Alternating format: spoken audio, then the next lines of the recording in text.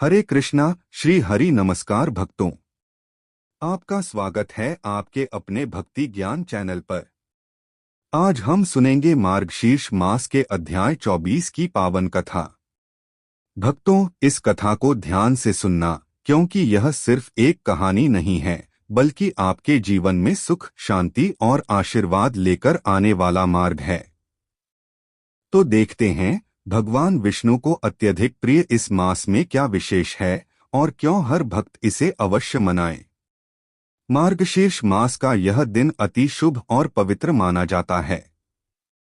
इस महीने की विशेषता यही है कि यह शीतकालीन संक्रांति के आरंभ के समय आता है और इस समय में व्रत, उपवास और धार्मिक अनुष्ठान करने का अत्यधिक महत्व है। इस अध्याय में मार्गशीर्ष मास के महत्व, उसके अनुष्ठानों और उसमें होने वाले पुण्य कर्मों का विस्तृत वर्णन किया गया है। अब शुरू करते हैं पावन कथा।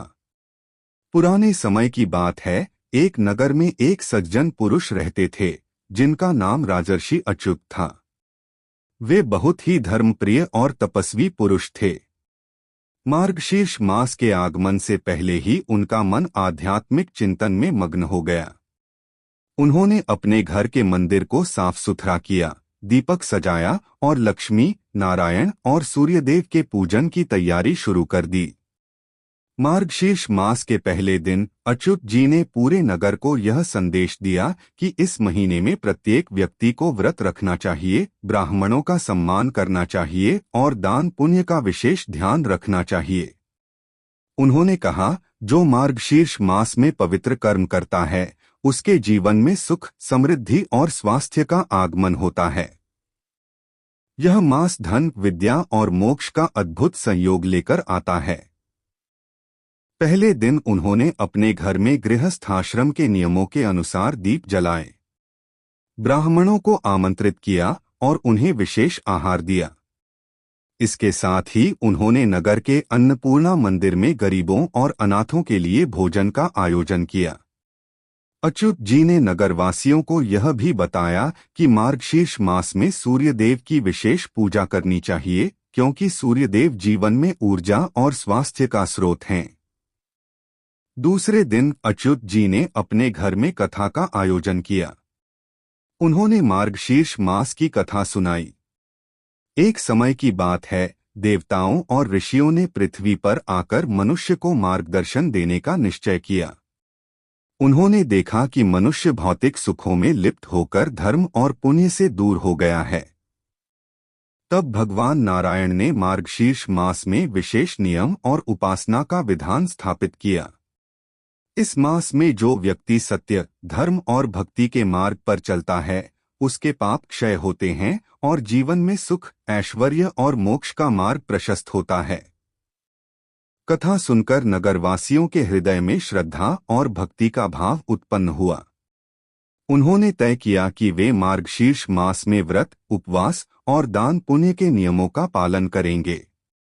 इस कथा का अंत यह कहकर किया गया कि मार्गशीर्ष मास केवल उपवास या पूजा का समय नहीं है, बल्कि यह आत्मशुद्धि और जीवन के आदर्श मार्ग को अपनाने का अवसर है। यह मास हमें यह सिखाता है कि धर्म, दान, सत्य और भक्ति के मार्ग पर चलकर हम अपने जीवन को परमात्मा की कृपा से धन्य बना सकते हैं। मार्गशीर्ष मास विशेष रूप से मार्गशीर्ष शुक्ल प्रतिपदा से मार्गशीर्ष पूर्णिमा तक धार्मिक दृष्टि से अत्यंत शुभ माना जाता है। इस मास में व्रत रखना, सूर्यदेव की पूजा करना, ब्राह्मणों का सम्मान करना, गरीबों को दान देना और कथा सुनना अत्यंत लाभकारी है। मार्गशीर्ष मास में किए गए पुण्य कर्म का फल कई गुना अधिक प्राप्त होता है और जीवन में सुख, स्वास्थ्य, ऐश्वर्य और मोक्ष का मार्ग खुलता है। तो भक्तों, यही थी मार्गशीर्ष मास की अध्याय 24 की पावन कथा। क्या आपने देखा? केवल एक मास ही नहीं, बल्कि यह हमारे जीवन को धर्म, भक्ति और पुण्य कर्म के रास्ते पर ले जाने वाला अवसर है। यदि आप इस मास में व्रत, दान और पूजा का पालन करते हैं, तो भगवान विष्णु की कृपा आपके जीवन में सुख, शांति और समृद्धि लेकर आती है। याद रखिए, भक्ति केवल शब्दों तक सीमित नहीं होती। इसे अपने व्यवहार, दिनचर्या और जीवन के हर छोटे छोटे कर्मों में उतारिए, तभी यह मास हमें सही मायने में धन्य बना सकता है।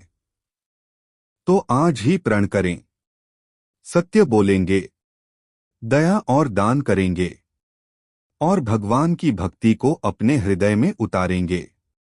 भक्तों, अगर आपको यह कथा पसंद आई तो इसे अपने परिवार और मित्रों के साथ शेयर कीजिए, ताकि और लोग भी इस पावन मास के महत्व को जान सकें। और हाँ, हमारे भक्ति ज्ञान चैनल को सब्सक्राइब करना न भूलें, क्योंकि हम लाते रहेंगे ऐसे ही अद्भुत कथाएं और भक्ति ज्ञान जो आपके जीवन में आशीर्वाद और शांति भर देंगे।